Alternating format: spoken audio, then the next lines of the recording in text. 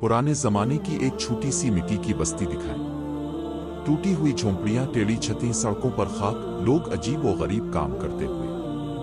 कोई मिट्टी पर पानी बीच रहा है, कोई सूरज की धूप किराए पर दे रहा है, बच्चों का हुजूम पत्थरों को खिलौने समझकर खेल रहा है। चाचा हशमत अपने कच्चे घर के बाहर बैठे हुए हैं। सामने टूटे बर्तन, पीछे बांधा हुआ एक गधा। चाचा हशमत अफसोस से बस्ती की बेवकूफियों पर तबसरे कर रहे हैं। फैसल चिराग की रोशनी में चाचा हशमत के घर आता है। वो बताता है कि बस्ती वाले सबसे बड़े अक्लमंदों का मुकाबला कर रहे हैं, लेकिन शर्त यह है कि सबसे बड़ी बेवकूफी करने वाला जीतेगा। बस्ती का बड़ा मैदान, रंगीन झंडे, दरमियान में लकड़ी की बनी हुई बहुत बड़ी चाबी जो तेल लगी होने के बाइस बार बार फिसल कर गिरती है। लोग नारे लगा रहे हैं।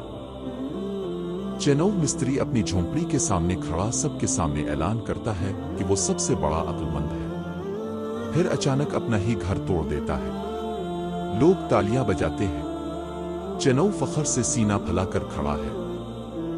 पप्पू दूध वाला 2 मटके रखता है, एक में ऊंटनी का दूध, दूसरे में गाय का। फिर दोनों में आटा डाल देता है ताकि दोनों दूध और ज्यादा सफेद हो जाए। लोग तारीफें करते हैं। फैसल सर पकड़कर बैठ जाता है। कोई दरख्त को जड़ों के बिल ऊपर लगा रहा है। कोई अपनी मुर्गियों को चप्पल पहनाता है। कोई पानी में आग लगाना चाहता है। कोई हुआ के वजन को थैली में भरने की कोशिश कर रहा है। लोग तालियां बजा रहे हैं। फैसल हुजूम के दरमियान खड़ा है, इसके चेहरे पर दुख, थकन और गुस्सा। वो कहता है कि बस्ती कभी तरक्की नहीं करेगी अगर बेवकूफी को अक्ल समझा जाता रहा। फैसल मिंबर पर जाता है। सब लोग उसकी तरफ देख रहे हैं। फैसल सच्चाई की एक ताकतवर तकरीर करता है। लोग एक दूसरे की तरफ हैरत से देखते हैं। बस्ती के मकीन खामोशी में फैसल की बात सोच रहे हैं। चाचा हशमत आंसू भरी आंखों से फैसल की हिमायत करता है। लोग इकट्ठे होकर कहते हैं कि फैसल सही कहता है, बेवकूफी को इनाम नहीं मिलना चाहिए। पटवारी तस्लीम करता है कि मुकाबला गलत था। सब लोग फैसल को अक्ल की चाबी देते हैं।